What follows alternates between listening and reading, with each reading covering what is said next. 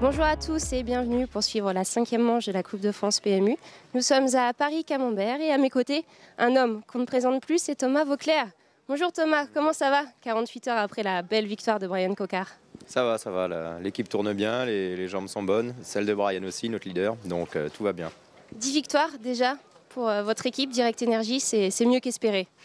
Ouais, c'est un bon début d'année, enfin on est presque plus dans le début de saison d'ailleurs, c'est déjà entamé depuis un moment.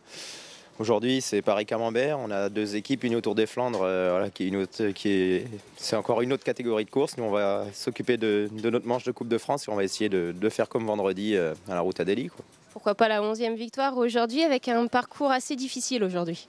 Oui, voilà, ça a été durci sur le final. Est-ce que le coq aura les jambes pour passer ses talus et nous suffisamment de force pour l'épauler pour contrer les attaques des punchers comme Pierrick par exemple, Federico ou d'autres? On va voir, réponse dans quelques heures. La tactique c'est encore la même que la route à Delhi, c'est tout pour Brian? C'est notre meilleure carte. Le problème est que le final est difficile et qu'il y a quand même 200 km à contrôler. Si on grille plusieurs coureurs pour contrer toutes les échappées, est-ce qu'on aura encore assez de monde pour aider Brian dans le final, quoi. Donc le but c'est pas de travailler pour les autres équipes non plus. Mais oui, pour être franc, on a confiance en Brian. Ouais. Merci Thomas, je vais vous laisser aller vous préparer tranquillement. Le temps pour nous d'aller faire le tour des autres favoris. La saison dernière, c'est Julien Loubet qui s'était imposé sur Paris-Camembert. Il portait alors les couleurs de la formation Marseille 13 KTM et les Marseillais se présentent aujourd'hui au départ à Audemer avec Romain Combo dans les rangs, Julien Fares, Leonardo Duque, Valdas Siskevicius ou encore Rémi Di Gregorio. L'année passée, c'est vrai qu'il a gagné ici en costaud. Donc cette année, on va essayer de faire une belle course et voir comment ça se passe. Ouais. C'est sûr que c'est un circuit très dur. Après, ça peut arriver à un petit comité, une trentaine au sprint. Donc nous, on a des gars un peu rapides. Donc on va voir par équipe comment ça se passe. On a une belle équipe et voilà, on va essayer de faire une belle course aujourd'hui. Ouais. Ce Paris-Camembert, l'année passée, c'est clair que ça s'est bien passé. Donc on va voir cette année. Ouais. Après la jolie 3e place de Sam Dumoulin sur la route à Delhi, l'équipe AG2R La Mondiale se présente avec de grandes ambitions. Aujourd'hui, en plus de son sprinter, elle pourra compter sur un Cyril Gauthier en très grande forme, comme il l'a démontré sur les routes bretonnes 48 heures plus tôt.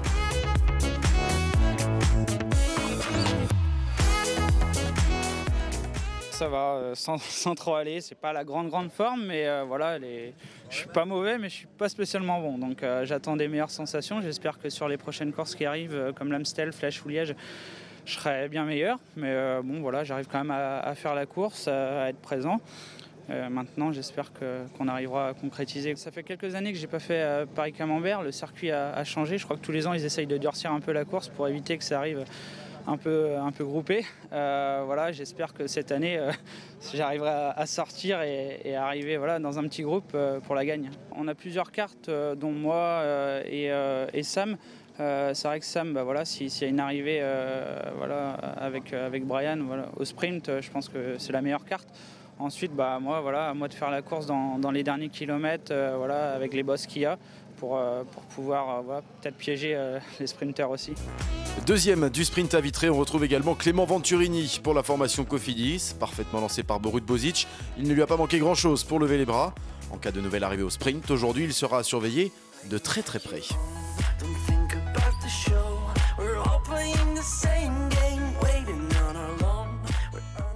C'est sûr que voilà, c'est plutôt encourageant. Aujourd'hui, c'est un parcours un peu plus exigeant. Je ne connais pas du tout. À Delhi, c'est vrai que je l'avais déjà fait auparavant.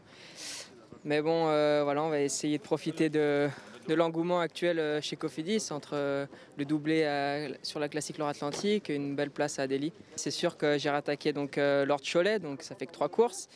J'ai senti que cette année, voilà, la progression est là. Donc, voilà, ça fait plaisir et voilà, comme je disais, il y a une bonne spirale dans l'équipe et ça donne envie de performer. On est 6 et je pense que les 6 coureurs peuvent faire quelque chose.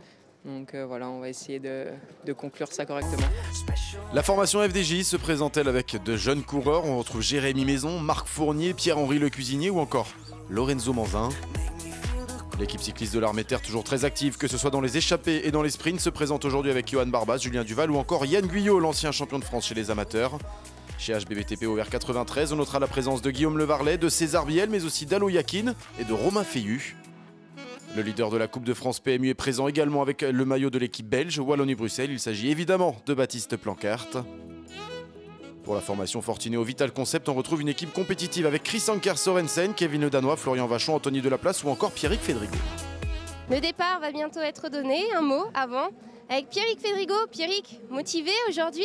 C'est une course qui te réussit bien, tu l'as déjà gagnée d'ailleurs.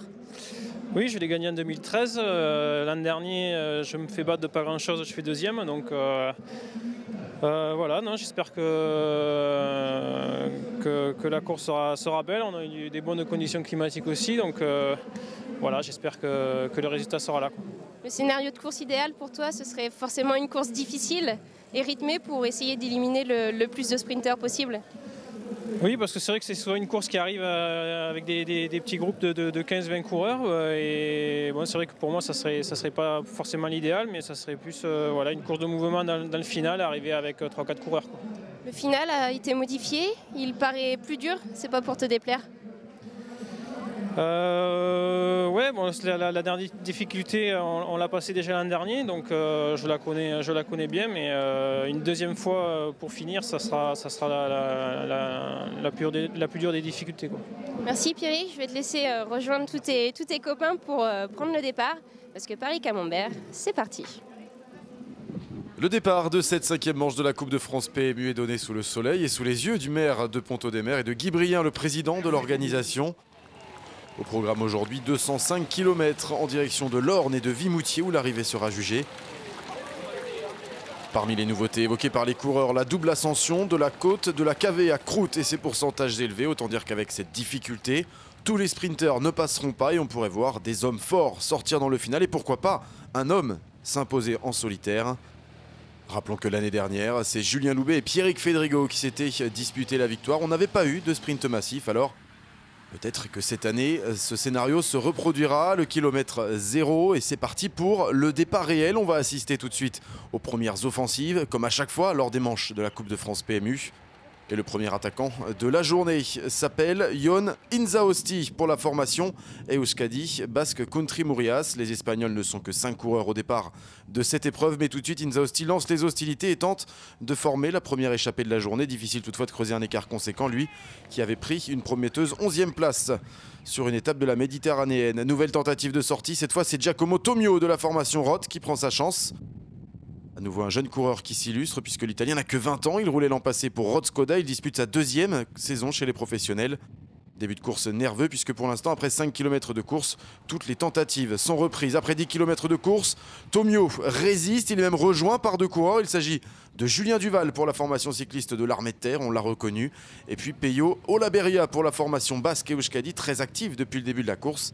Après Inzausti, quelques kilomètres plus tôt, c'est donc Olaberria qui pointe désormais à l'avant de la course. Cette échappée semble bien être la bonne. Les 3 hommes s'entendent bien, coopèrent bien, chacun passe ses relais. C'est une échappée composée de jeunes coureurs avec Giacomo Tomio, 20 ans seulement, lui qui avait pris la 21e place de la Route Tourangelle et la 28e place de Liège-Bastogne-Liège Espoir l'an dernier. On retrouve également, on l'a dit, Peyo Olaberria, lui qui n'a que 21 ans. Et puis Julien Duval, qui fait donc figure de coureur le plus expérimenté dans cette échappée avec ses 25 ans. Il n'est d'ailleurs pas inhabituel de retrouver Julien Duval aux avant-postes. 12e de Cholet Pays de Loire cette année. Il avait également brillé sur les boucles de la Mayenne l'an dernier en signant 2 top 10 notamment.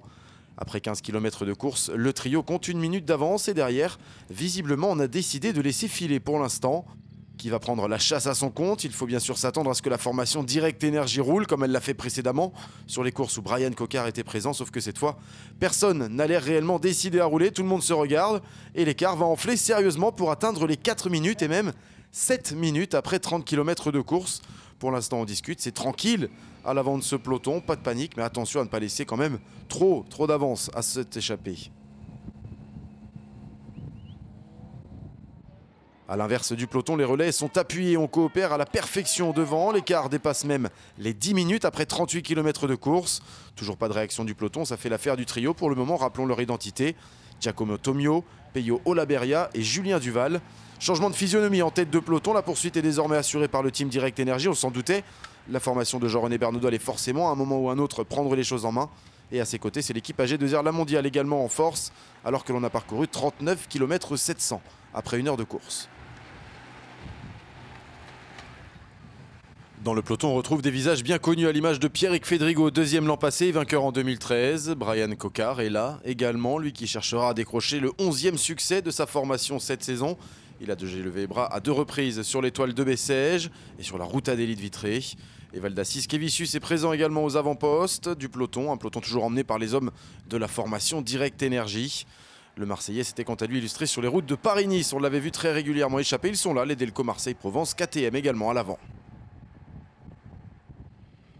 Toujours 3 hommes en tête sur Paris-Camembert avec Giacomo Tomio, Peyo Olaberria et Julien Duval. Jimmy Casper, son directeur sportif au sein de l'équipe cycliste de l'Armée de Terre, se fait lui peu d'illusions sur l'issue de cette échappée aujourd'hui.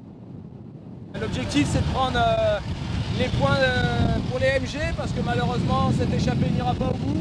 Donc l'objectif c'est de prendre de l'autre consolation avec les grimpeurs. Le classement par équipe n'a pas d'importance aujourd'hui. On va plutôt miser sur une victoire d'étape plutôt qu'un résultat général d'équipe. Julien Duval respecte les consignes de son directeur sportif à la lettre et c'est lui qui va disputer les points de la montagne au sommet de la célèbre côte de Canapville. À ce moment-là de la course, au sommet de cette difficulté, l'écart entre les 3 hommes de tête et le peloton est de 4 minutes 20. On imagine mal comment ces 3-là pourraient aller au bout, d'autant qu'ils ne comptent pas vraiment d'expérience et qu'au fil des kilomètres, les jambes vont devenir de plus en plus lourdes. Difficile donc pour eux d'imaginer rallier Vimoutier en vainqueur, du moins sur la ligne d'arrivée finale, car les hommes de tête entrent dans Vimoutier une première fois après 123 km parcourus.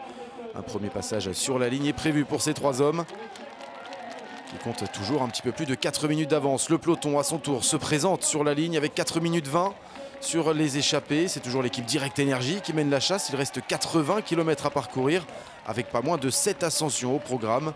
C'est donc loin, très loin d'être terminé ici à Vimoutier. Nous sommes au ravitaillement Marc Fournier pour la formation FDJ et le premier à prendre sa musette. La course va entrer dans quelques instants dans une nouvelle dimension. Il est important de bien se restaurer. Les choses sérieuses vont réellement commencer dans quelques hectomètres maintenant. Tout le monde se ravitaille, on temporise un petit peu. La formation Delco Marseille-Provence KTM est toujours aussi présente à l'avant, tout comme l'équipe Direct Énergie. Petit moment de battement, l'écart va remonter légèrement entre les 3 hommes de tête et le peloton. Avec 7 ascensions encore au programme dans cette épreuve de la Coupe de France PMU, il va se passer des choses. Les 3 hommes de tête n'ont que très peu d'avance et il faut s'attendre à ce que cette course change de scénario dans les kilomètres à venir. Certes, quelques nuages ont fait leur apparition, mais le public est venu en nombre dans la côte de Roiville. Les 3 hommes de tête comptent toujours 3 minutes 15 d'avance et c'est encore Julien Duval qui va essayer d'aller chercher les points de la montagne. Sans souci, c'est lui qui franchit le sommet en premier. Il est à ce moment-là largement en tête du classement des grimpeurs. Julien Duval, le coureur de la formation cycliste de l'Armée de Terre le plus expérimenté à l'avant de la course aujourd'hui, qui franchit ses difficultés sans le moindre souci. Et derrière, c'est Francis Mouret qui tente de sortir du peloton. L'accélération du coureur de la formation Fortunéo Vital Concept. Fabrice Jean Desbos est attentif. Il saute immédiatement dans sa roue. Et puis il y a un coureur de la formation Delco Marseille Provence KTM qui est là également. On sent un peloton de plus en plus nerveux. Évidemment, pour la formation Direct Énergie, si les 3 hommes sont repris très rapidement, on va s'exposer à de nouveaux contres, à de nouvelles offensives. Il faudra répondre de nouveau à des attaques. Et une nouvelle offensive justement avec Alo Yakin pour la formation HPBTP Aubert 93. Il tente sa chance à 65 km de l'arrivée. Rappelez-vous, il avait brillé sur une manche de la Coupe de France PMU la saison dernière. Il avait remporté les boucles de l'Aune du côté de Châteaulin. Alo Yakin ne prendra finalement que 15 secondes d'avance sur un peloton pointé lui à 2 minutes 15. Il rentrera ensuite dans les rangs. Et à l'avant, ça commence à devenir de plus en plus difficile. Et un homme est lâché, c'est Giacomo Tomio de la formation Rod qui est le premier à craquer. On n'a plus que 2 hommes désormais à l'avant avec Peyo Olaberria et Julien Duval, le coureur de l'équipe cycliste de l'Armée de Terre. Le peloton se rapproche de plus en plus. Il n'est plus qu'à 25 secondes désormais des 2 hommes de tête. Ça devient de plus en plus difficile là pour Olaberria qui grimace.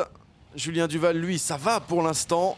Olaberria est obligé de se dresser sur les pédales et finalement les 2 hommes sont logiquement repris par un peloton toujours emmené par la formation Direct Énergie, celle de Brian Coquard. La jonction s'effectue alors que nous sommes à plus de 50 km de l'arrivée. Tout est à refaire et surtout la formation Direct Énergie s'expose désormais à de nouveaux contres parce qu'on est loin, encore très loin de l'arrivée.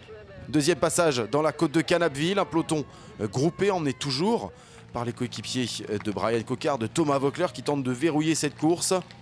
On l'avait vu déjà sur la route Adélie de Vitré, plusieurs hommes avaient tenté de sortir dans le final. À chaque fois, Jean Desbos ou encore Kemener avaient réagi pour aller les chercher. Un peloton de plus en plus nerveux à l'approche de l'arrivée. Il reste encore 5 difficultés à franchir. Quelques attaques fusent ici et là, mais à chaque fois, Thomas Voeckler est là pour répondre et pour contrôler à l'avant du peloton. Il reprend tout le monde un par un, temporise et permet à ce peloton de se reformer. Allez, nouvelle offensive et c'est Alo Yakin une nouvelle fois qui tente de sortir. On est à 40 km de l'arrivée. L'ancien champion d'Estonie qui accélère sur une partie descendante, mais derrière on réagit, on est vigilant et toujours cette formation Direct Energy qui contrôle. Peloton à nouveau groupé qui passe pour la 3e et dernière fois sur la ligne. Le team Direct Energy maîtrise toujours son sujet à 35 km de l'arrivée. Et au programme de cette dernière boucle, 4 côtes de première catégorie qui vont forcément faire la sélection. On arrivera avec un peloton beaucoup moins compact à l'arrivée dans quelques minutes maintenant à Vimoutier. De nouvelles côtes au programme et donc forcément de nouvelles attaques. Dans la côte du Moulin Neuf, c'est Evaldas Siskevicius qui allume le premier la mèche.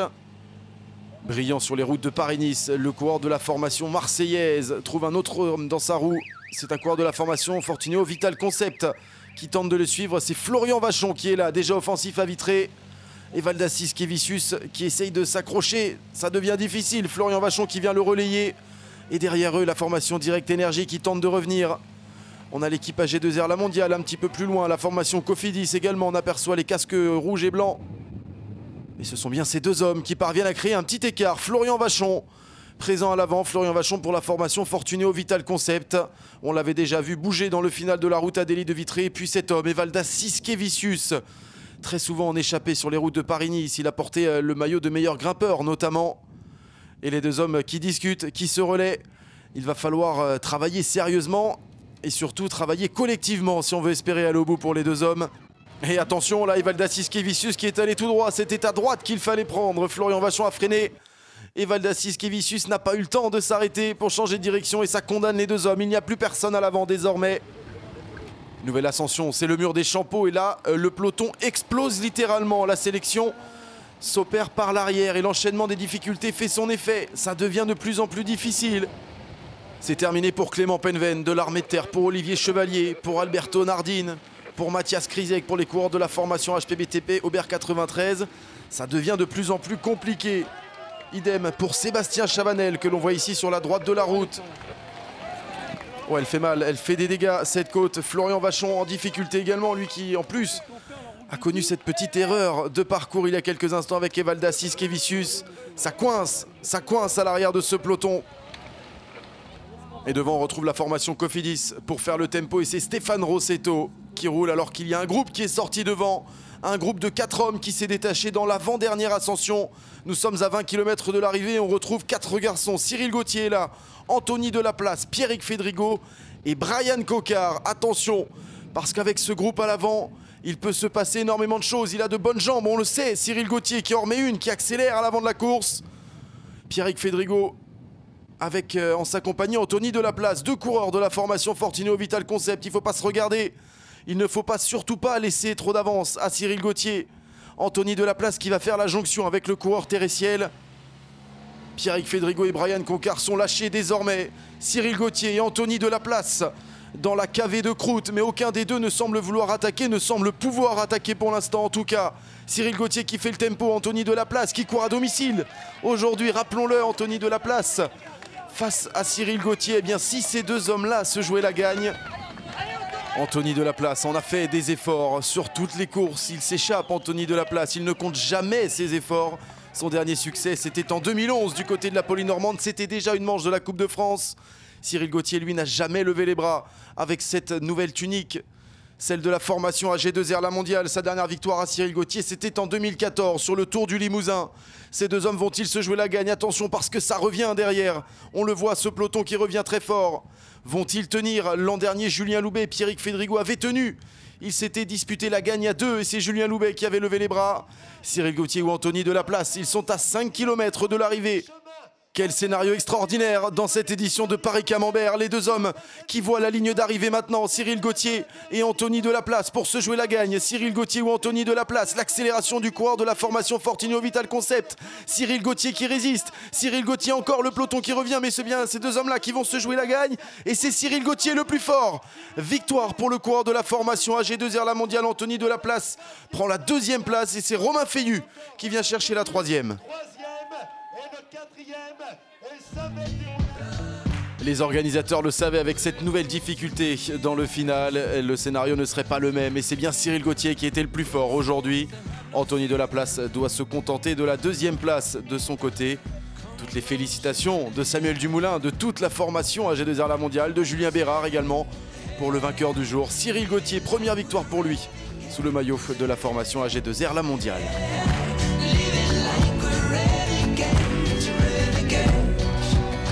La joie de Cyril Gauthier qui contraste avec la frustration et la déception d'Anthony Delaplace, 2e aujourd'hui, lui, qui cherche toujours un succès chez les professionnels depuis sa victoire du côté de la Polynormande. C'était en 2011, une Polynormande chère à Daniel Manjas.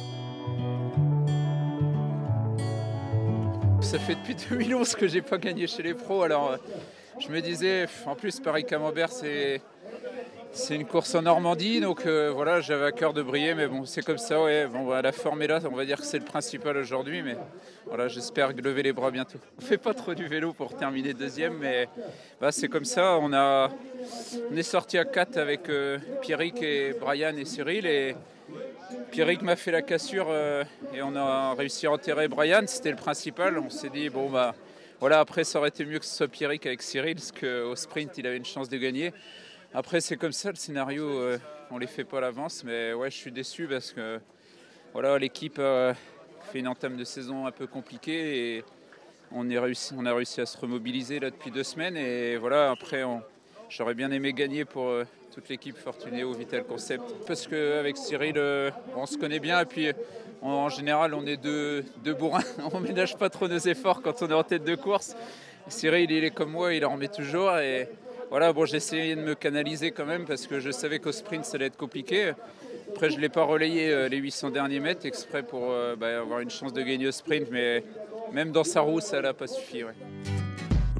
Le sprint pour la 3e place est lui remporté par Romain Feillu de la formation HPBTP Aubert 93, déjà très en forme 48 heures plus tôt sur les routes de Vitry. Je sentais vraiment que j'avais les moyens de faire un truc au sprint comme ça, un sprint un peu en montant, c'est vraiment ce que j'affectionne. Et bon, après voilà, on arrive vraiment juste derrière les Cyril Gauthier et Anthony, et bon, ça va, c'est 2 copains qui gagnent, donc c'est bien. Ils ont fait vraiment un gros travail avant, et c'est vrai que sur le final ils ont été un petit peu débordés, et puis bon, derrière c'était assez difficile de s'organiser parce que beaucoup étaient usés, même si ça a fait la course que dans les 100 derniers kilomètres, ça a vraiment fait la course. C'est pas mal, je prends vraiment beaucoup de plaisir sur le vélo déjà, donc ça c'est important, et puis voilà, c'est pas terminé, il y a toute une fin de saison à faire, et j'espère décrocher la victoire. Ouais. Ouais, toutes les courses sont importantes. Hein. J'espère Tour du Finistère être bien, et Trobreléon dans 15 jours. Le classement de ce Paris-Camembert remporté par Cyril Gauthier devant Anthony Delaplace. Romain Feillu prend donc la 3e position. Samuel Dumoulin est 4e. Baptiste Plancart, le leader de la Coupe de France PMU, prend la 5e place et marque de nouveaux points importants. Il est toujours leader du classement général. Brian Coquard est 2e. Cyril Gauthier, avec sa victoire, prend la 3e place. Rudy Barbier est 4e.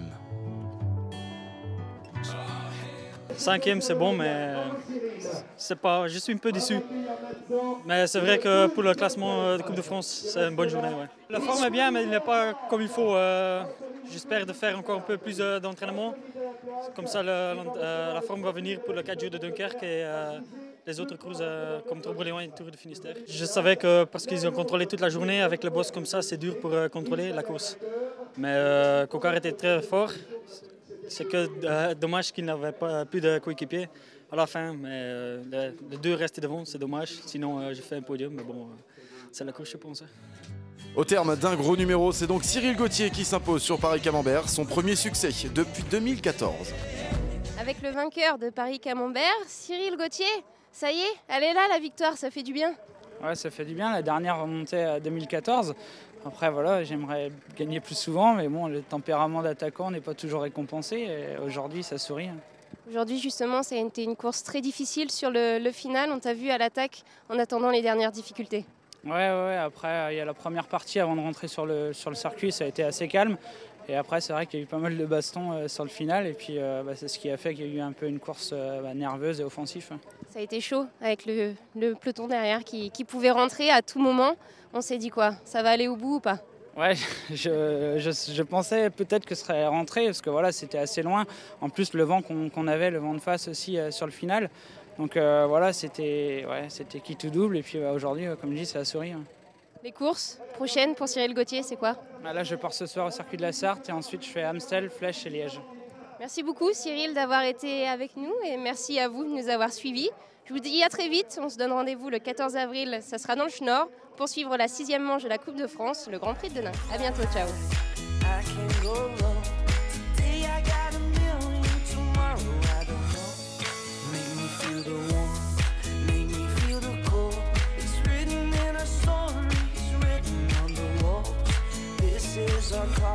We rise and we fall, dancing in